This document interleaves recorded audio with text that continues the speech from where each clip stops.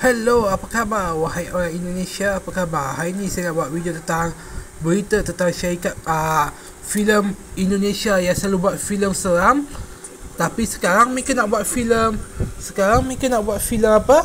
Filem aksi. Ya, filem aksi daripada live action buku komik. Ya, saya tengok ada buku komik ni hampir mirip dengan Spiderman. Bezanya namanya Laba-Laba Merah. Ya, masa tu udang-udang Indonesia tak ketat pun sebab masa tu masih ada agenda komunis. Jadi peraturan tu belum ketat. Tapi akhirnya sebab peraturan tu ketat, kostum yang Spider Laba-Laba Merah yang dulu biru-biru ditukar jadi merah semua. Lebih mirip Black Deadpool. Ya, Black Deadpool mulut dia terbuka. Ya, macam kostumnya Black Deadpool.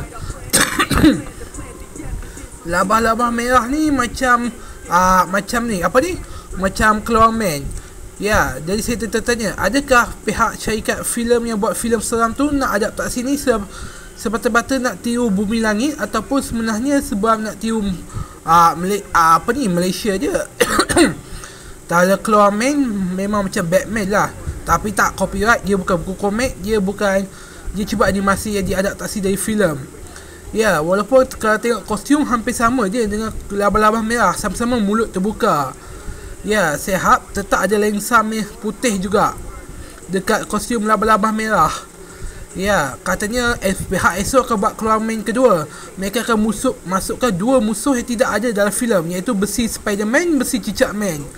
Ya, kat Amerika ada Spiderman, dekat Malaysia ada Cicak Man, dekat Indonesia ada Laba-Laba Merah.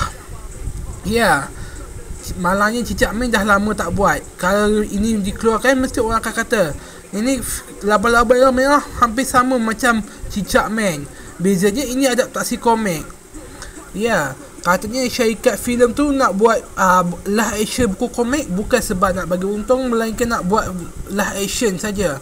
Action sebab nak bagi aksi, sebab mereka tak yakin kot kalau buat filem aksi orang nak tengok.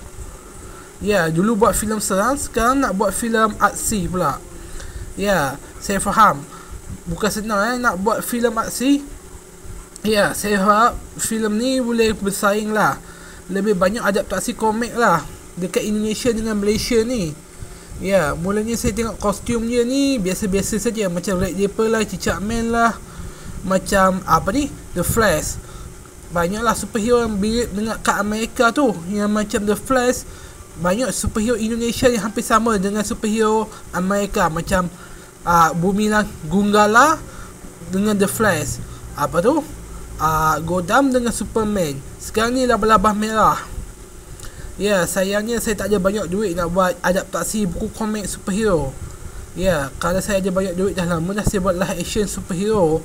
Ya, saya pilih buku komik lah, saya tak akan pilih buku biasa-biasa.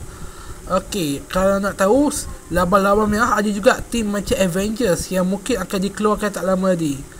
Okey, sebab mereka ada banyak buku komik, dalamnya saya tak dapat nak bahas semua. Saya cuba tengok semua video-video yang bahas tentang Laba-Laba Merah ni, tapi saya tak tengok semualah. Okey, kalau anda dah tengok, jangan lupa tekan butang subscribe atau loceng. Jangan lupa minta saya buat. Okey, bye-bye. Itu saja. Bye.